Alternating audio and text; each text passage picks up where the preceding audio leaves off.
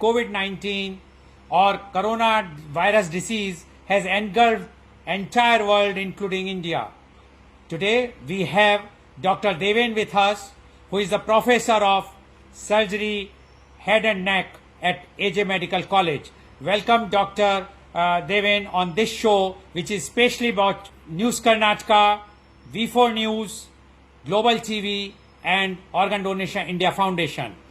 My first question to you, Doctor, what is your opinion and how you think, how you going to treat, or you have any protocol to treat this COVID-19 patients? Please explain to our viewers. Sir, thank you very much for this kind honor. It is indeed so distressing for us to see how many people are dying across the world. Now, I will give a brief overview of this entire thing. Looking at the way the virus is and how any virus is, what does a virus do? The moment it gets a chance, it jumps to a human and starts to replicate. Now, what will a human do is it will initiate the initial defense processes of viral immunity. When the body realizes that it is not having the requisite capacity, what can the body do? It can arrest viral replication by increasing the body temperature. Now, this happens few days, 1 or 2 days after the virus has gained access to the body. Now, what should we as humans do? The moment we have the prodromal symptom, that is a slight itch or a pain in the throat, a slight feverish feeling, a feeling of tiredness, slight temperature, instantly we can assist the body in its second line of defense, and that is by increasing our own body temperature. If you observe, when animals become sick, what do? They straight go and sit in bright hot sunlight, thereby increasing their body temperature. How can we do that? By frequent sipping of hot water. I repeat again, by frequent sipping of hot water. Keep hot water in a flask, half a glass every 15 minutes. Keep sipping until you sweat. It's sizzling hot? Sizzling hot, keep it in a flask, take half a glass, and then tolerable temperature. You can't be burning and scalding your mouth by it, but tolerable hotness, and keep sipping, which is tolerable. And when you keep doing that, when the body temperature increases by 1 degree Celsius, what does the body do? It attempts to bring it down because it is not yet ready for an immune fight through temperature, and therefore we start sweating. The moment you start sweating, it is a clear indication that the body temperature has gone up. Now, if you keep doing that throughout the day, for the next 2 days, that is 48 hours time, viral replication will stop and the body's innate antiviral defense mechanism will kick in and completely inactivate the virus and kill it. That is how it should be. Suppose I am doing exercise, I am sweating, and definitely the body temperature will increase. Whether it will also be effective? No, that will not help. Because I have come across reports saying that you should do hot water gargle. That is not enough.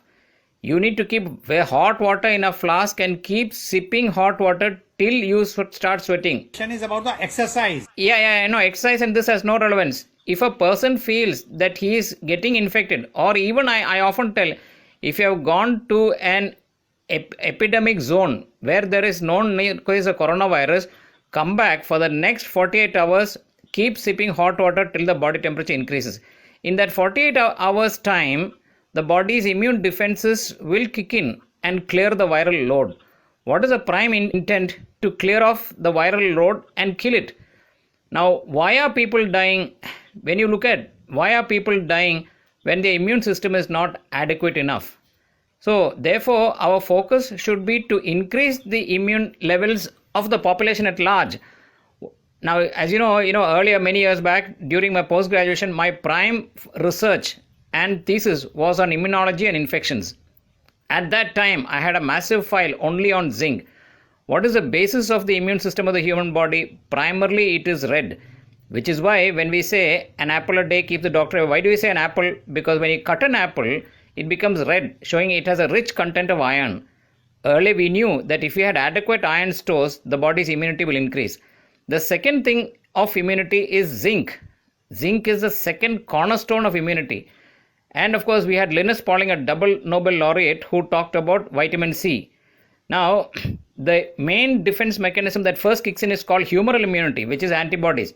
And to create antibodies, we must have adequate amino acids. What do you mean by amino acids? We get amino acids from, now let us have a look at the nature's ingredients which will give these things. Number 1, amino acids by sprouts. Number 2, vitamin C from fresh lime. Number 3, iron, either apple or black raisins. It is black because of its iron content. And number 4, zinc. The high zinc content is in papaya, watermelon seeds.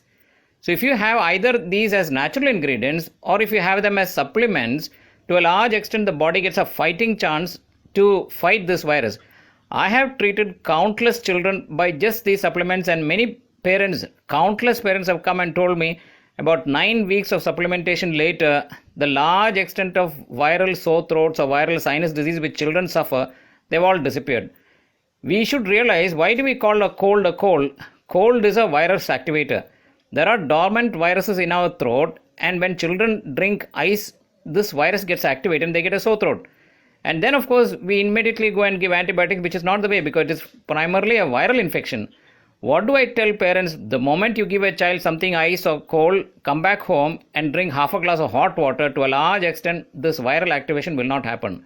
So therefore, I want to re-emphasize very clearly, because my belief is that in the initial 48 hours, when the person feels that he is infected, do we have this as an interventional therapeutic option advocated by anybody as of now? No. In the first 48 hours, frequently keep sipping hot water till you start sweating. Maintain that for 48 hours. The body gets a fighting chance to fight. The viral replication will stop. The body will fight the virus and clear it. Now, if this was done, it is my opinion, not the protocol advocated by anybody, that the unfortunate and very sad large number of deaths we are seeing across the world should cease. And second, we should have a clear focus on increasing immunity. Do we have immune enhancement program at all? We don't. We should look at immune enhancement by asking patients either to supplement or take these natural foods. I repeat again, sprouts, lime, fresh lime, black raisins, and the seeds of papaya or watermelon, because they contribute adequate zinc. If they can't, they can also supplement which are readily available. Maybe the doctors will. But that is the way. It is so sad. What do we now do? We wait for a testing. When will the patient test? After the initial 8 to 10 days of incubation. Then when the patient starts manifesting, at that time only will the test become positive. And beyond that, when the body starts fighting, it starts to develop antibodies which later become positive. That is too late. Because what happens when the body realizes that too much of virus replication is happening in the lungs, the body will try to shut it down by releasing what is called a cytokine storm. That is a little complicated, and now science is trying to fight that cytokine storm, but by which time the lungs are so much destroyed. My treatment I am advocating is in the initial 48 hours. My feeling and opinion is that if it is done, the large, terrible epidemic of deaths which we are witnessing the world over can be prevented. Now, what is my take on this? If by doing this, in the start itself, if they have a premonition or a prodromal symptom, a slight fever, body ache, sore throat, and they start this hot water drinking, not a single death should happen. If it happens, it means my opinion is wrong and I will retract my advocacy. Already infected, and he has already reached to the stage of 8th or 9th day. And like now, we have just heard that today the government has given permission to the one of the hospitals in Kerala to use the plasma of those who have already been cured. What is your take about that? So it again reverts to what I had earlier advocated. Why do we take the plasma of patients who are cured? Why are they getting cured? Because their immune system is good. Today we feel that who are the ones who are most susceptible? They are the ones who have a comorbid condition, diabetes, heart disease, hypertension. But what is the main problem in them? A decreased immunity. So my argument is, instead of waiting for an illness and instead of all this, why don't we increase the immunity?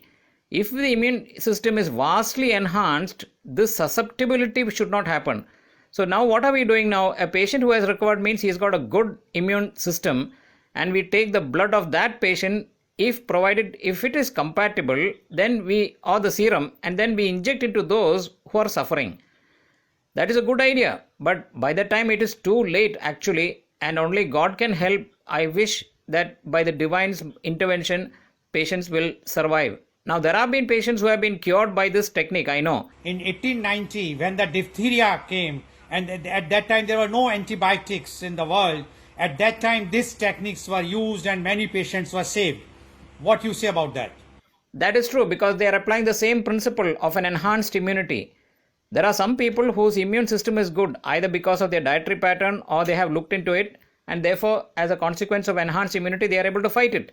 Do you think that this therapy can be used prophylactic also for those who doesn't have any disease right now, but if they will be given this? I certainly will not advocate this as a prophylactic, because my advocacy will be only enhance the natural immune system of the human body by giving what the body requires to fight it.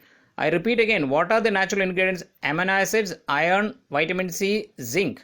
If a person has adequate of this, his natural immunity will be far superior instead of devolving back to this plasma therapy. No, I will not agree with that as a prophylactic. But for the treatment, let's see, because it is going to start from today, hopefully, and let's see what will be the results, because because we have had patients who have recovered. It is logical, because we have taken the serum of a patient who has recovered, which means he's got a good immune system, and giving it to patients who do not have the requisite immune system. So perhaps because many patients have recovered by this, maybe they will respond.